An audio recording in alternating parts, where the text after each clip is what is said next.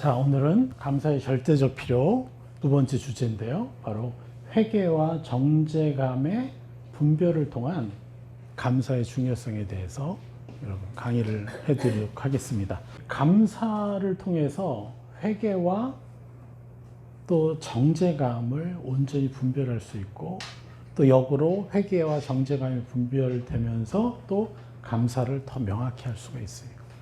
그래서 이 감사라는 것은 정말 진짜 신을 만나느냐, 아니면 거짓 신에 계속 묶여서 종교에 묶인 기독교에 갇혀서 살아가느냐, 이걸 결정하는 너무 중요한 게 뭐예요? 바로 감사라는 거예요.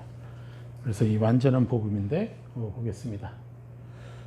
자, 회개와 정죄의 차이, 회개가 무엇이고 정죄가 무엇인지 우리가 명확히 알아야 돼요. 이 회개와 정죄를 명확히 알면 이제 예수님의 이름, 예수의 이름을 믿는다는 그 의미가 명확해져요. 그런데 우리는 대부분 그냥 죄인처럼 회개만 해왔잖아요. 그리고 늘 정죄감에 시달렸죠. 보겠습니다. 자, 요한복음 3장 18절에서 21절에서 처음에 뭐라고 합니까? 18절에 저를 믿는 자는 심판을 받지 아니하는 것이요 믿지 아니하는 자는 하나님의 독생자의 이름을 믿지 아니함으로 벌써 심판을 받은 것이니라. 뭐라 그래요? 심판을 얘기하죠. 그런데 이 심판이 어떻게 됐다고 그랬죠? 이제 여러분 명확히 알죠? 심판이 아니라고. 자, 심판, 크리노. 이 심판이라고 번역했던 원어가 뭐예요? 크리노. 오역이라는 거예요. 크리노의 원뜻은 뭐냐? 구별하다라는 뜻이고, 결정하다, 정죄하다, 판단하다, 판결하다, 선고하다, 신문하다예요. 심판이라는 단어는 없어요. 그런데 이것을 아주 과중하게, 그러니까 예수를 믿지 않는 자는 심판을 이미 받은 것이다, 이런 식으로 인간적인 생각, 우리가 세상으로부터 받은 상처를 그대로 하나님에게까지 적용하는, 그래서 원어에도 없는 단어를 써버리는 거예요. 그래서 18절부터 이렇게 21절까지 가다 보면 분명히 이건 정죄라는 단어를 써야 되는데, 여기서 사람이 자기가 받은 상처로 인해서 저렇게 심판이라고 너무 강하게 표현을 했다 그랬죠. 이런 오역들이 너무 많습니다. 요거는 제가 또 다른 부분에서 했던 것들이 있으니까요, 또 참조하시면 되고요. 자, 예수님은 죄인을 부르러 오셨어요. 맞죠? 심판하러 오신 분이 아니시라는 거예요. 죄인들을 심판하러 오신 것이 예수님이 아니라는 거예요. 예수님은 죄인을 심판이 아니라 자신의 동생 삼으시려고, 이들에게 왕권을 부여하시려고 이 땅에 오셨다는 거예요. 그리고 예수를 보내신 하나님의 의도도 마찬가지였죠. 그래서 저를 믿는 자는 심판이 아니라 뭐예요? 정죄를 받지 아니하는 것이요. 저를 믿는 자는. 여러분들, 요즘 우리가 어떤 걸 좀 깨달아가고 있죠? 여태까지 여러분 예수님을 믿기 전과 믿은 후의 삶이 왜 변화되지, 그렇게 변화가 크지 않은 이유를 여러분 이해하겠어요? 예수를 믿기 전과 예수를 믿은 후에 우리 삶이 그렇게 많이 변화되지 않았어요. 왜 그런지 아세요? 여러분들이 예수를 믿기 전에도 여러분은 여러분들 스스로를 정죄하는 시간을 보냈고요. 예수님을 믿고 나서도 여전히 여러분 자신을 정죄하는 시간을 많이 보냈어요. 너무나 명확한 거예요. 우리 삶이 변화될 수 없었던 이유가 너무나 많은 낮은 자존감과 정죄감에 우리가 너무 많은 시간을 악에게 내어줬어요. 그래서 하나님의 이름으로 기도한다고 하지만 우리는 늘 우리 자신을 정죄했기 때문에 하나님의 음성이 들릴 수가 없었던 거예요. 하나님이 내가 너무 사랑스럽다고 말하는데 내가 미쳤나? 이렇게 받아들여요. 이렇게 느낀다는 거예요. 아니, 내가 봐도 이렇게 형편없는데 어떻게 나를 예쁘다고 하고, 나는 너가 이 세상에도 너무너무 존귀하다고 하고, 이게 어떻게 느껴지겠어요? 늘 내 자신을 정죄하던 사람이. 그래서 저를 믿는 자는, 예수님을 믿는 자는 뭐예요? 정죄를 받지 아니하는 것이요. 예수님을 믿지 아니하는 자는 하나님의 독생자의 이를 믿지 아니함으로 벌써 정죄를 받은 것이니라.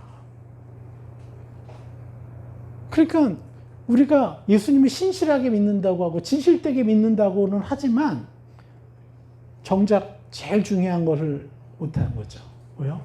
내게 오는 무수한, 내 안에서 떠오르는 무수한 정죄감들. 이것들을 그대로 받아들이고 있었다는 거예요. 그 시간에 뭘 했어야 됐어요, 우리는? 내가 변화되어야 될 것. 하나님이 기뻐하실 나의 형상을 하나님으로부터 물으면서 그게 나라고 계속해서 새 사람의 옷을 입었더라면 엄청나게 다른 사람이 돼 있었겠죠. 그런데 하나님은, 예수님은 누구를 부르러 오셨다고요?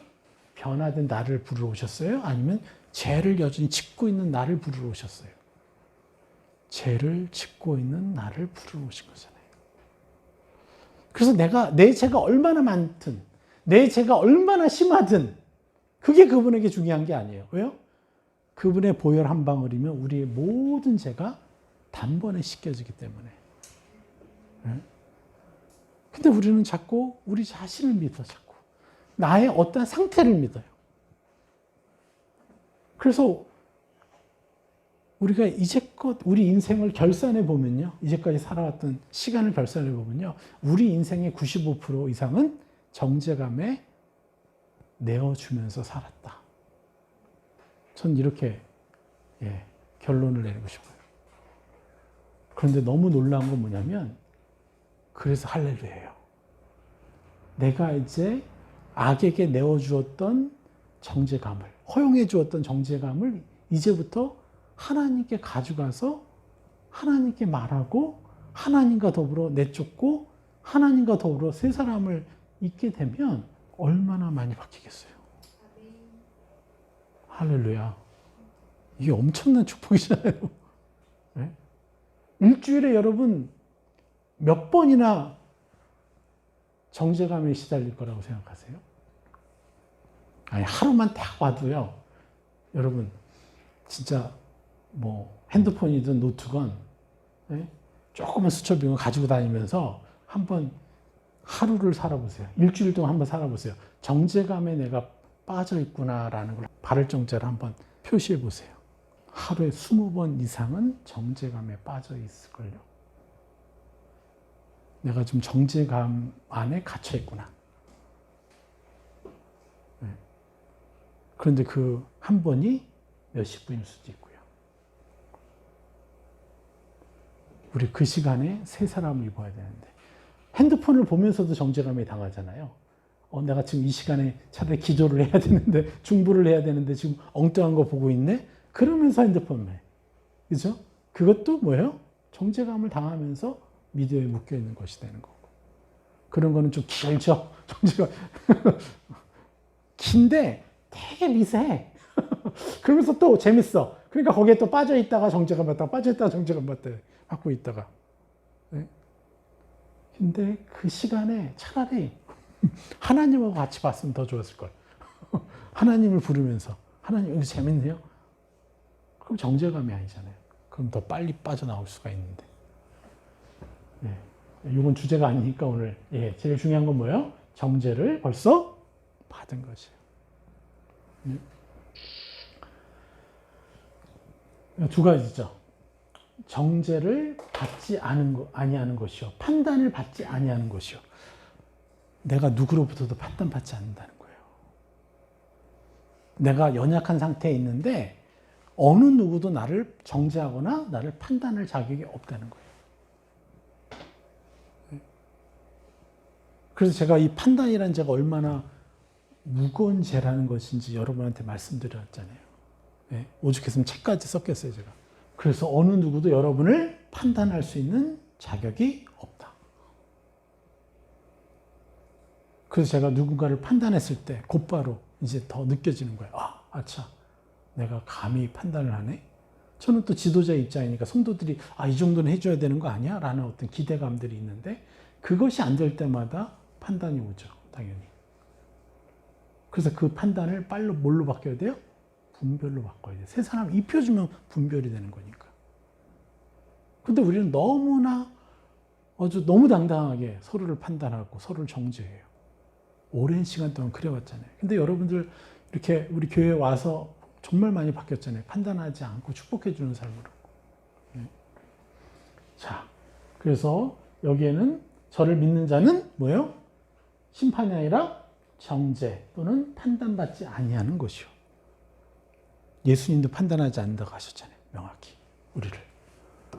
믿지 아니하는 자는 하나님의 독생자의 이름을 믿지 않으니까 어떻게 돼요? 내가 잘못한 것을 막아줄 보혈이 없잖아요. 그러니까 그냥 벌써 그냥 아무 방패 없이 그냥 정죄감을 받고 판단을 받아버려요. 그 예수님의 그 보혈의 은혜, 하나님의 놀라운 사랑, 은혜가 안 느껴지니까 내가 잘못했으면 바로 정죄감에 묶이고 바로 판단하면 악한 영이 들어와가지고 너 이거 잘못했지, 뭐 잘못했지 하면 바로 수긍하고 동의할 수밖에 없는 완전히 악의 놀잇감이 돼버리는 그런 이제 상태로 오랫동안 살아왔죠. 그런데 하나님은 심판하러 오신 분이 아니다. 심지어는 어떤 분이에요? 우리에게 오는 어떠한 정죄나 어떠한 판단도 우리에게 허락하지 않기 위해서 왔다. 할렐루야. 뭐라고요? 어떠한 내게 오는 정죄감도 어떠한 합법적으로 너무 명확하니까 내 잘못이 판단받을지라도 예수님은 그거를 막으로 오셨다는 거예요. 왜요? 그게 도움이 하나도 안 돼요. 우리가 하늘 나라 수준의 새 사람의 성품을 입는 데는 아무런 도움이 안 돼요. 그냥 그것에 내가 묶여서 나는 안 변할 거야. 나 이런 사람이야. 계속 그 어둠에만 묶여서 나 옛사람에게만 집중하기 때문에 새 사람을 잊기는커녕 상상조차 못하게 해요. 나 연약함에만 내가 집중하고 있으면. 나 옛사람에게만. 그래서 예수님이 너 이거 내가 다 해결했으니까 너 판단받을 필요 없어. 그냥 새 사람 입어. 너 정죄받을 필요 없어. 그냥 새 사람 입어. 이게 내가 너에게 베푼 은혜야. 오죽하면 하나님이 성삼위 하나님의 한 분을 이 땅에 내려보내셔서 죽이시기까지 그렇게 잔인하게 죽이시기까지 이 일을 하셨겠어요. 그러한 희생이면 이 정도 해야 되는 거 아닙니까? 내게 오는 어떠한 정죄감도 어떠한 판단도 내가 그걸 그냥 양심이 화인 맞은 자처럼 나 죄를 저질러 놓고도 나 미안하지도 않고 이렇게 하지 말라는 게 아니라 어떻게 해요? 새 사람을 입는 데 집중하면 내가 빨리 변하고 내가 빨리 성화가 돼야 내가 잘못한 것을 더 갚아줄 수 있지 않겠습니까? 네? 내가 빨리 성화돼야 내가 부지불식간에 주었던 수많은 상처들을 내가 그들에게 또 다른 차원의 선물을 해주고 위로를 해줄 수 있는 사람이 될 수 있지 않겠어요? 이게 바로 이 복음의 능력인 것이죠. 그래서 저를 믿는 자는 어떻게 해요? 정죄나 판단을 받지 아니하는 것이요. 그렇죠? 또 믿지 아니하는 자는 어떻게 돼요? 예수님의 이름을 믿지 아니함. 이 믿지 아니함의 의미가 뭐예요? 자, 우리가 명확히 알아야 돼요. 교회에 참여하는 것에 권세가 있습니까? 교회의 활동과 예배에 참석하면 권세가 나오나요? 아니면 예수를 믿는 것에서 권세가 나오는 거예요. 그렇죠. 정확히 예수를 그냥 믿어요? 아니면 예수님이 우리에게 주신 권세, 예수 그리스도의 이름의 권세를 믿는 것이에요. 이름의 권세를 믿는 거잖아요. 교회에 참여하고 활동만 하면 예수를 믿는 건가요? 이것도 아니잖아요. 그래서 예수님의 이름을 믿지 아니함의 그 의미는 뭐냐? 교회는 다녀도 거듭남의 권세로 살지 못하고 있다라는 의미예요. 나는 의인이라서 나의 연약함, 정죄감에 휘둘리는 게 아니라 새 사람을 입어야 되는 그것에 내가 집중하고 있지 못하다라는 의미예요. 이게 바로 예수님의 이름을 온전히 믿지 아니함이라는 거예요.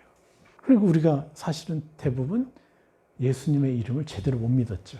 여러분의 믿음이 거짓되다라고 얘기하는 게 아니에요. 여러분 예수님 믿었을 때 정말 어쩌면 생명을 걸고 믿었을 거예요. 그런데 중요한 건 우리가 뭘 몰랐어요? 예수님의 이름의 권세가 이렇게까지 권세가 있는 거였느냐? 요거는 인정 못했다는 거죠. 왜냐하면 내가 분명히 죄를 져놓고도 이게 내가 아니라고 거절할 수 있는 힘이 예수님의 이름 안에 있었는데 권세가? 그거는 몰랐었잖아요, 우리가. 그래서 점점점 알아가는 거죠, 지금. 그래서 이제는 어떤 믿음이어야 돼요? 예수님에 대한 믿음이 교회는 다녀도 거듭남의 권세로 살지 못하는 것을 넘어서서 이제 이 거듭남이라는 이 차원이 어디만큼일까를 이제 우리가 인정해야 되는 거죠. 어디만큼 내가 거듭났느냐. 그런데 지금 말하는 건 뭐예요? 어떠한 순간에도 어떠한 죄를 지었고 어떠한 어둠에 묶이고 있을지라도 여러분은 거듭났기 때문에 여러분은 절대 옛사람이 아닌 거예요. 그래서 정죄감을 거절할 수 있다는 거예요. 거절해야만 돼요. 이제는 100번의 정죄감이 왔을 때 여러분 제가 보기엔 한 95%는 받아들였을 거예요. 그것도. 100번의 정죄감이 오면 95번 정도는 내어줬을 거예요. 근데 점점점 그걸 내어주지 말고 어떻게 해요? 하나라도 내어주지 않는 사람이 되어봅시다. 네. 그래서 여러분들이 심각한 죄를 지었거나 심각하게 낮은 자존감에 묶여있는 그 상황일 때 여러분 그때가 가장 영광스러운 시간이에요. 왜요? 그럴수록 하나님은 더 빛나시거든요. 내가 이러한데도 당신은 나를 안아주시는 분이군요. 내가 이러한 자인데도 당신은 나를 여전히 찬란하다고 바라보시는군요. 이런 아버지가 어디 있습니까, 세상에? 네? 이런 분만 진짜 신이 될 수 있는 것이죠. 네. 네. 자, 그래서 거듭남의 권세로 살지 못하니까 어떻게 해요? 우리는 자신을 여전히 죄인 취급해 왔다는 거예요. 하루에 여러분 한번 정리해 보시라고 말씀드렸죠? 내가 몇 번이나 정죄감을 허용하고 있는가? 아니면 정죄감은 흐르는데 그냥 그걸 상대하지 않고 그냥 가만히 놔두고 있는가? 네. 여러분들 한번 숙제를 내셔서 한번 좀 저한테 얘기 좀 해주세요. 숙제를 잘 하셔서. 네. 네. 그러니까 어떻게 돼요? 그죠? 하나님의 독생자의 이름을 믿지 않으니까. 그 권세가 어떤 것인지. 그게 그러니까 뭐예요? 어떠한 죄악이 있어도, 어떤 정죄감이 있어도 예수님의 독생자의 이름 앞에서, 이름의 권세 앞에서 그건 싹 사라지는데 그걸 믿지 않으니까 어떻게 돼요? 정죄받고 판단당하고 그렇게 살아왔다고 그랬죠. 자, 그래서 같이 읽어볼까요? 정죄감을 자신의 것으로 당연시 여기며 살아가는 수많은 그리스도인들이 있다는 거죠. 이게 진짜 종교개혁이에요. 복음적인 개혁이에요. 진짜 우리 교회는 복음의 개혁이 필요해요. 저도 선교사로 제가 얘기했잖아요. 40일 금식을 몇 번이나 하고 수많은 정말 헌신을 하고 사역을 하고 그래서 그 불모지에서 영적인 불모지에서 교회들을 개척해냈는데도 불구하고 저는요 너무 많은 시간을요 정죄감에 내어주면서 살았어요. 그러니까 제 얼굴이요 밝지가 못한 거예요. 그때는 제 아내가 이 복음을 몰랐을 때인데 제 아내가 오히려 저보다 밝더라고요. 아니 복음을 아는 내가 더 밝아야 되는데 그러니까 뭔가가 문제가 있었던 거지 제가. 온전히 내 안에 해결되지 못했던 게 있죠. 그런데 이제는 어떻게 해요? 우리가 책임져야 돼요. 정죄감을 자신의 것으로 당연시 여기면서 내가 그냥 오늘도 길을 가다가 나는 어쩔 수 없이 똥을 밟는다 생각하는 것처럼. 그런데 완전히 속은 거잖아요. 진짜. 이 정죄감 때문에 그래요. 내가 내가 원하는 거 요 정도 삶인데 항상 그걸 못해. 난 이렇게 살고 싶은데 항상 그걸 못해. 그래서 불만족스럽고 나는 왜 이럴까? 이게 다 정죄감이거든요. 그런 시간을 계속 보내는 거예요. 당연히 내 감정이냐. 이렇게 살아가는 그리스도인들이 모든 그리스도인들이 이렇게 살아가고요. 근데 우리만은 그렇지 말아야 되는데 저조차도 이런 시간을 많이 보내고 있었고 지금도 많이 내어주고 있어요. 그래서 제가 요즘에 기쁨이라는 성품 때문에 너무너무 하나님께 감사드리는 것이 그 기쁨이라는 성품이 사랑의 성품 다음으로 너무 중요하구나. 아니 그 다음 중요한 건 감사죠. 사랑, 감사, 기쁨인데 이 세 개가 너무 중요한 거였어요. 이 기쁨의 성품을 계속해서 하나님께 구하고 선포하다 보니까 정죄감으로 내가 온통 내 인생을 다 보냈네? 이걸 깨닫게 됐잖아요. 할렐루야. 얼마나 감사합니까?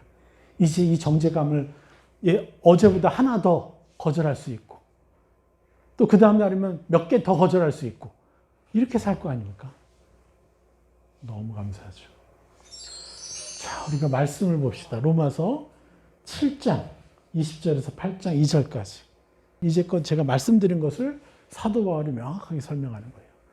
자, 뭐라고 합니까? 7장 20절에 만일 내가 원하지 아니하는 그것을 하면 이를 행하는 자는 내가 아니오라고 그래요. 내가 원하지 아니하는 그거, 그러니까 죄를 지었거나 내가 하고 싶은 일보다 수준 낮은 일을 하거나 그것을 행하는 것, 일을 행하는 자는 누구라고요? 내가 아니라고 얘기를 해요. 사도 바울이. 내 속에 거하는 죄가 그렇게 하고 있다라는 거예요. 그런데 우리는 내가 죄를 짓고 나는 죄인이라고 얘기를 하는 거예요. 분명히 말씀하지 않습니까? 우리는 죄를 지을 수는 있지만 죄인이 될 수 없는 존재가 그리스도인이라는 것. 하나님의 자녀들이라는 것. 그런데 사도 바울은 명확히 얘기해요. 원하지 않는 그것, 죄를 지으면 이를 행하는 자는 내가 아니어야 된다고 얘기하는 거예요. 내 속에 거하는 죄가 나로 하여금 그렇게 하게 만들었다는 거예요. 그래서 우리는 뭘 해야 돼요? 죄책감이 들어오거나 정죄감이 들어올 때 너나 아니야. 죄는 지었지만 나는 죄인은 아니야. 이 20절, 7장, 로마서 7장 20절의 말씀의 핵심이 뭐예요?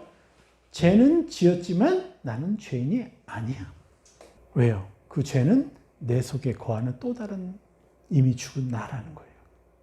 그리고 21절에 뭐라고 그래요? 그러므로 내가 한 법을 깨달았노니 곧 선을 행하기 원하는 나에게 악이 함께 있는 것이로다. 이거를 사도 바울이 깨닫고 놀라 자빠진 거죠. 진짜. 너무나 그 찬란한. 자기가 그렇게 율법을 다 지켜내고도 스데반의 그 영성에 이르지 못해서 씩씩거리면서 그리스도인들 다 죽이겠다고 쫓아다닌 그 자격지심, 시기 질투, 비교당함, 이것 때문에 너무너무 힘들어 했어요. 자기가 의인이 되지 못하는 모습에. 근데 깨달은 거예요, 드디어. 한 법을 깨달았다는 거야. 그 선을 행하기 원하는 나에게 악이 함께 있는데, 악이 함께 있다라는 원어가 파라케마이. 가까이 있다. 바로 옆에 있다라는 거예요. 제가 얘기했죠. 우리가 침례 당하기 전에 죄와 내가 하나였는데, 예수님 영접함과 동시에 물속에서 어떻게 해요? 침례를 당해서 나는 죽고 뭐가 살아나요? 의인만 살아나는 거. 그런데 얘 죄된 존재는 나랑 같이 붙어 있다는 거, 내 옆에. 붙어서 자꾸 죄를 요구하고 내가 죄를 짓고 싶다고 원하고 갈망하고 그래서 나로 하여금 죄를 짓게 만드는 그러한 존재라고. 그래서 바로 옆에 있다는 거예요. 그런데 얘는 내가 아니라는 거예요. 그래서 내 속사람으로는 하나님의 법을 즐거워하대. 이게 뭐예요? 나의 의인된 속사람. 내 지체 속에 있는 한 다른 법. 내 다른 법. 뭐죠? 옛사람. 나랑 붙어서. 내 마음의 법과 싸워서 내 지체 속에 있는 죄의 법으로 나를 사로잡는다. 자꾸 나를 정죄해서 나를 옛사람 취급해서 그래서 내가 옛사람으로 내가 동의할 때마다 나는 죄를 짓게 되는 거죠. 예. 그런데 24절에 뭐라 그래요? 오라 나는 공고한 사람이로다. 이 사망의 몸에서 누가 나를 건져내라. 이러한 상태인데 23절 내 지체 속에서 한 다른 법이 내 마음의 법과 싸워 내 지체 속에 있는 죄의 법으로 나를 사로잡는 것을 보는도다. 이것에 대한 사도 바울의 탄식이 오라 나는 공고한 사람이로다. 이 사망의 몸에서 누가 나를 건져내랴. 나는 절대 의인처럼 살 수 없다는 것을 고백하는 거죠. 그러면서 결국은 요 절을 다시 재해석하는 거죠. 그래서 25절에 뭐라 그래요? 우리 주 예수 그리스도로 말미암아 하나님께 감사하리로다. 왜요? 해결해 주셨으니까. 어떻게 해요? 그런즉 내 자신이 마음으로는 하나님의 법을, 육신으로는 죄의 법을 섬기노라. 앞에 있는 것을 다시 얘기하잖아요. 네? 앞에 20절부터 21절까지의 말씀, 22절까지 말씀을 그대로 다시 얘기를 해요. 이게 키아진 구조라는 거예요. 성경은 히브리적인 문학 구조이기 때문에 앞에 것을 다시 뒤에서 강조하고 풀어주고 하는 거예요. 자, 그렇게 해서 감사하리로다. 그런즉 내 자신이 마음으로는 하나님의 법을, 육신으로는 죄의 법을 섬기노라. 이게 나의 상태라는 거예요. 어쩔 수 없다라는 거예요. 그래서 우리 자신을 죄인 취급하지 말고 우리 자신에게 새 사람을 입히는 데 집중하라는 거예요. 그래서 이것을 설명하기 위해서 8장 1절이 나온 거예요. 자, 이거는요, 장이 나눠지면 안 되는 성경이에요. 근데 임의대로 장을 나누다 보니까 이 키아준 구조를 무시한 채 잘라버린 거예요. 왜냐? 이게 여기 결론이면서 그 다음에 이걸 더 풀어주는 것인데. 그래서 7장에서 8장으로 넘어가는 게 아니라 그냥 여기에 대한 설명이에요. 그래서 뭐라 그래요? 성경은 앞에 접속사가 너무 중요해요. 그래서 앞에 접속사가 있으면 연관이 되어 있는 거기 때문에. 그래서 장을 나누면 안 되는 거예요. 그래서 죄의 법을 섬겨놓으라. 육신으로는 그런 상태다. 그러면서 설명을 해요. 그러므로 이제 그리스도 예수 안에 있는 자에게는 결코 정죄함이 없나니. 그러니까 이제 예수 그리스도 안에 있는 자는 결코 정죄해서는 안 돼. 정죄감을 허용해서는 안 돼. 나를 자꾸 정죄하는 그것을 예수 그리스도께 가져가. 그러면 하나님이 그거 너 아니다 라고 말씀하실 거라는 거죠. 그게 요한일서 1장 7절에 빛 가운데 행하면 되는 거예요. 빛으로 들어가라는 거예요. 자꾸 내가 죄인 된 것 같고 내가 이런 것 같고 내가 부족한 것 같고 그렇게 자꾸 악한 영들이 말해주니까 하나님 저한테 이런 생각이 드는데요. 저런 생각이 드는데요. 하는 그것들을 그대로 가져가는 거예요. 그게 뭐예요? 빛 가운데 행하는 것이고 그리스도 예수 안에 있는 자. 예수께 가져간 자. 그 안에 머무는 자. 그러면 어떻게 돼요? 결코 정죄감에 당할 수가 없다. 그러면서 2절에 뭐라고 합니까? 이는 그리스도 예수 안에 있는 생명의 성령의 법이. 그러니까 이는 왜 그러냐? 그리스도 예수 안에 있는 생명의 성령의 법이 이전까지 죄와 사망의 법으로 내가 이렇게 잘못했으면 나는 죄인이고 저렇게 잘못했으면 또 죄인이고 정죄감을 받았어야 되는 그 법칙 아래서 너를 해방하였습니다. 어떤 거예요? 예수 안에 있는 생명의 성령의 법. 예수 안에 있는 생명의 성령의 법이 뭐예요? 예수 그리스도의 독생자의 그 엄청난 희생과 보혈로 나는 의인되었고 나는 얼마든지 하나님의 형상을 내 것으로 침노할 수 있는 그러한 존재가 되었다는 생명의 성령의 법이 너무너무 중요한 거죠. 죄와 사망의 법이 뭐예요? 계속해서 죄짓고 정죄감 받고 죄짓고 정죄감 받고 희망 없고 안 될 것 같고 실패가 공포, 두려움, 수많은 죄와 사망의 법에서 너를 해방하였습니다. 이렇게 하나님이 말씀하신 거예요. 우리한테. 너무나 명확하지 않습니까? 네. 그래서 자신을 여전히 죄인 취급하는 이 삶을 이제는 어떻게 해요? 더 이상 허용하지 말아야 되고요. 분노해야 돼요, 여러분. 제가 너무너무 분노되는 게 그거예요. 이거를 아는데 우리가 계속 당하고 있는 것이 분노가 되는 거예요. 우린 분개해야 돼요. 아무도 우리를 정죄할 수 없어요. 아무도 여러분들을 정죄할 수 없어요. 그런데 왜 여러분 자신이 못마땅하고 여러분 자신에 대해서 기뻐하지 못하고 여러분 자신에 대해서 희망이 없고 왜 그 감정을 받아야 됩니까? 우리 여기서 해방되어야 된 존재인데 이제는 더 이상 정죄감을 자신의 것으로 당연시 여기며 살아가는 이 그리스도인이 되지 말아야 됩니다. 우리는 하나님의 자녀가 돼야 돼요. 이게 우리에게 너무 필요한 거죠.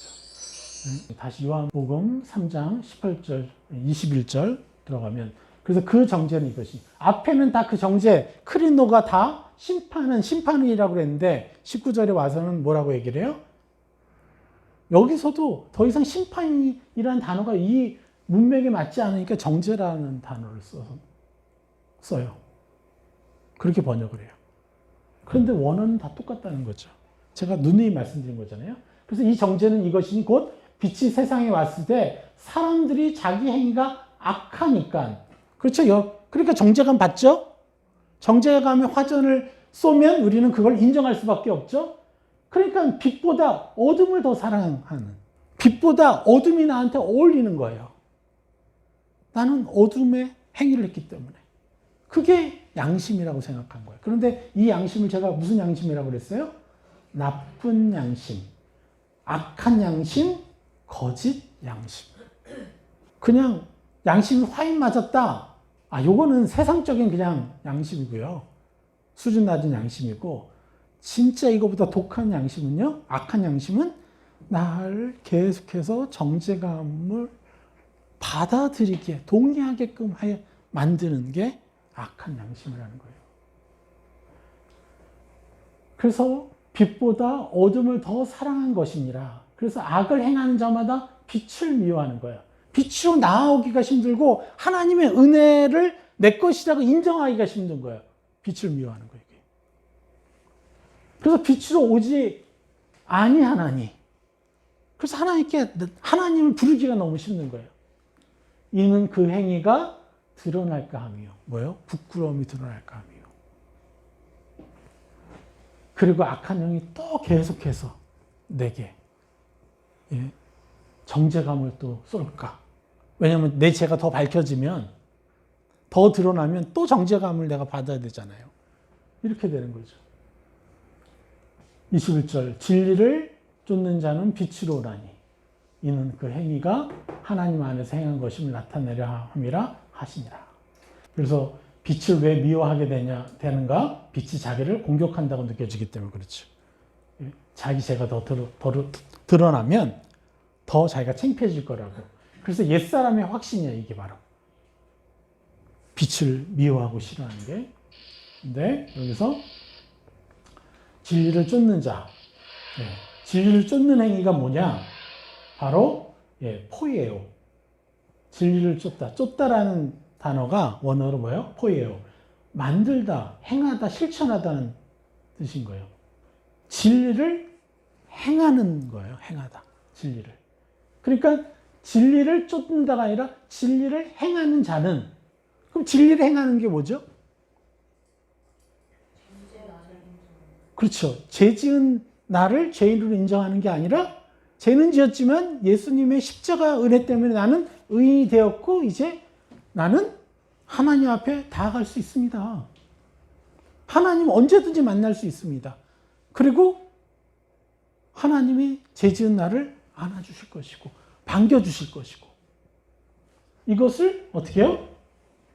진리를 쫓는, 진리를 행하는 것이라고 얘기를 하는 거죠. 그래서 진리를 행하는 자는 빛으로 오나니. 그러니까 당연히 자기가 의인이라는 걸 알아도 감정은 내가 좀 그렇지 죄책감이 들긴 하지만 그래도 하나님을 믿음으로 하나님이 나를 의인이라고 하셨으니 나는 당신 앞에 나갑니다. 그래서 진리를 행하니까, 사용하니까 어떻게 해요? 하나님 앞에 나아갈 수가 있게 되는 거죠. 그래서 빛으로 오나니, 빛으로 나아가나니, 예. 진리대로 자신을 인정하는 행위. 예.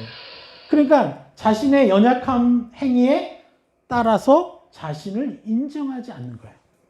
자신이 연약한 행위의 어떠함에 따라 자신을 인정하는 삶을 살 필요가 없게 되는 거죠.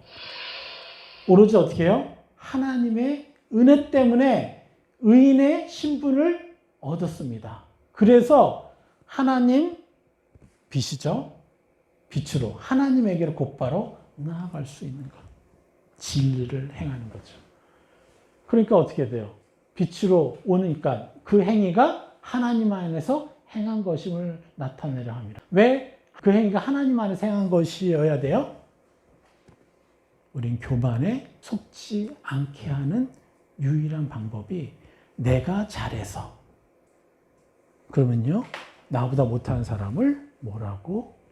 우리가 교만함과 자만으로 사람을 또 위아래로 평가하고 평가절하하고, 그래서 교만해져서 또 얻으면 웃기고, 그럴 필요가 없는 거죠. 그저 하나님 안에서 행한 것임을 나타내야 우리는 어떠한 어둠, 교만과 자기의로부터 벗어날 수 있기 때문에. 그래서 반드시 그 행위가 하나님 안에서 행한 것이어야 되는 거예요. 그래야 우리가 가장 안전하고 가장 빠르고 어떠한 상황에서건 정죄감이 아니라 새 사람을 입을 수 있기 때문에 예수 그리스도의 장성한 분량에 이르는 길이 훨씬 더 쉬워지는 거예요. 저는 처음에 믿지 않았어요. 예수 그리스도의 장성한 분량에 내가 이른 날을 하루라도 살다가 천국에 갈 것이다. 안 믿어지더라고요. 저는 솔직히 안 믿어졌어요. 그런데 침노하라고 하셨으니 침노한 거예요. 그러면 조금이라도 더 가까이 가겠지. 근데 이제는요, 될 것 같아요. 왜요? 어차피 우리가 할 수 없잖아요. 그러니까 우리는 뭐예요? 그 행위를, 우리의 모든 행위를 하나님 안에서 행하는 게만 하면 되는 거니까. 그래서 이것을 침노하지 않으면 우리는 억울한 거예요. 천국 가면요, 반드시 억울해야 할 거예요. 이를 갈게 될 거예요. 내가 더 찬란한 새 사람의 옷을 입을 수 있었는데, 예수 그리스도 장성한 분량의 옷을 더 많이 입을 수 있었는데, 더 구체적으로 입을 수 있었는데, 그 일을 가릴 수 있다는 거예요. 여러분의 왕의 자리에 서 있을지라도 너무 아깝다. 왜? 영원한 시간을 내가 그렇게 살 테니까요. 얼마나 놀랐습니까? 네? 이제는 우리는 정죄감에 시간을 주면 안 돼요. 이건 진짜 분개해야 돼요. 그리고 우리는 오로지 뭐만 해요? 옛사람을 벗고 새사람 입는 회개를 해야 돼요. 나는 죄인입니다. 용서해 주세요 하는 회개는 복음에 정반대되는 종교적인 행위고, 기독교 외의 모든 종교가 가르치는 회개예요. 우리 진리를 따르는 하나님의 기독교는 어떻게 해요? 회개는 옛사람을 벗고 새사람을 입는 회개여야 돼요. 절대 저는 죄인입니다. 이 말, 이 생각 우리 자체에서 완전히 끊어지게 해야 됩니다. 그리고 오로지 회개. 그리고 더 심각한 거 뭐죠? 그러다 보니까 우리가 정죄감에 우리가 많은 시간을 내어줬죠. 그 정죄감을 이제 1분 1초라도 허용하지 않는 삶을 살기를 축원합니다. 자, 저를 따라 한번 선포해 볼까요? 예수 그리스도의 위대하신 희생과 사랑과 권능의 이름으로 선포합니다. 나는 이제부터 어떠한 상황에서도 나를 정죄하는 어떠한 생각이나 자그마한 미세한 감정일지라도 분개하는 자입니다. 끝까지 쫓아가 그 진원지를 파괴하고 더 강력한 새 사람의 형상을 입고 침노하는데 집중하는 하나님의 자녀가 되게 하심에 감사합니다. 할렐루야. 예수님의 이름으로 기도했습니다. 아멘. 예. 자, 그러니까 여러분들이 여태까지 당했던 이 실패의 아픔이 여러분들 얼마나 많은 영혼들을 양육하고 회복시키는 데 도움이 되겠어요. 그렇죠? 제가 실패했던 수많은 시간, 너무 고독하고 내 혼자 하나님 앞에 눈물을 흘렸던 그 시간들 때문에 이걸 깨닫게 되고 여러분을 양육할 수 있게 된 거 아닌가요? 사도 바울은 얼마나 많은 눈물을 흘렸을 거예요. 네? 그리고 얼마나 많은 실패의 시간을 보냈을까요? 그래서 우리의 실패가 영광의 시간이 되는 거예요. 부끄러워하지 마십시오. 여러분의 실패. 오히려 실패할수록 더 감사하세요. 네? 그래서 정말 우리가 하나님의 자녀답게 삽시다. 할렐루야.